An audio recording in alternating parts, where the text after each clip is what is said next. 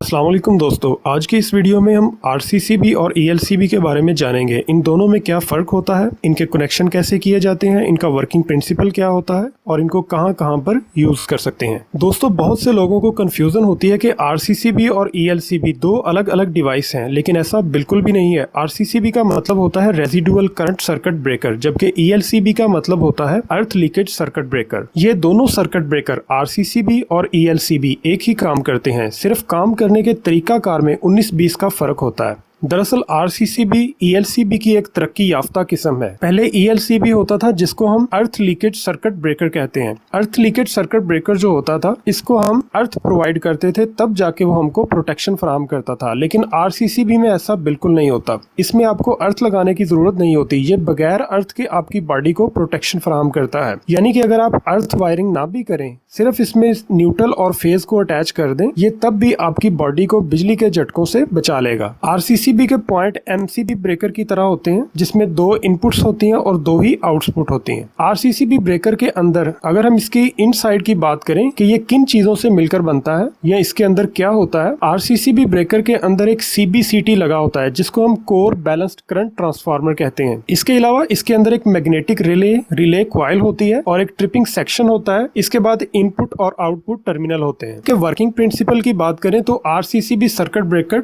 CBCT यानी कि core balance current transformer के असूल पे काम करता है। जब न्यूट्रल और फेज वायर को करंट ट्रांसफार्मर से गुजारा जाता है तो सीबीसीटी ट्रांसफार्मर फेज और न्यूट्रल की करंट का मुआवजा करता है और सीबीसीटी ट्रांसफार्मर की आउटपुट रिले की ऑपरेटिंग कॉइल के साथ कनेक्ट होती है। नॉर्मल कंडीशन के अंदर न्यूट्रल और फेज की करंट बराबर होती है और करंट ट्रांसफार्मर कोई भी आउटपुट प्रोड्यूस नहीं करता। जैसे ही अर्थ लीकेज में कोई भी फॉल्ट आता है या करंट लीक होकर अर्थ की तरफ फ्लो करता है तो फेज करंट न्यूट्रल करंट से हाई हो जाता है। जैसे ही करंट अनबैलेंस होता है तो सीबीसीटी ट्रांसफार्मर इस चीज को डिटेक्ट कर लेता है और सर्किट को ऑफ करवा देता है। आरसीसीबी में 30 मिली एम्पेयर से लेकर 300 मिली एम्पेयर तक अर्थ लीकेज करंट की कैपेसिटी होती है या इसको डिटेक्ट करने की सलाहियत मौजूद होती है। ये ब्रेकर, इस टाइप के ब्रेकर आप अपनी रिक्वायरमेंट के हिसाब से लगा सकते हैं। दूसरे नंबर पे इन ब्रेकर्स की सेंसिटिविटी बहुत हाई होती है, यानी कि इनकी सेंस करने की सलाहियत बहुत तेज होती है। जी, तो अगर हम इनके इस्तेमाल की बात करें तो आरसीसीबी ब्रेकर के इस्तेमाल करने का जो मेन मकसद होता है वो किसी भी ह्यूमन बॉडी को इलेक्ट्रिक शॉक से बचाना होता है। इसको ज्यादातर घरों में इस्तेमाल किया जाता है। इसकी लोअर रेंज 30 मिली एम्पेयर होती है, यानी कि करंट लाइन में 30 मिली एम्पेयर का डिफरेंस आते ही ये सप्लाई को ऑफ करवा देता है। इसके कनेक्शंस की अगर हम बात करें तो टॉप टर्मिनल, जो ऊपर वाले टर्मिनल होते हैं, वो इनपुट के लिए यूज किए जाते हैं जहां पर लाइन लिखा होता है, और नीचे वाले जो टर्मिनल है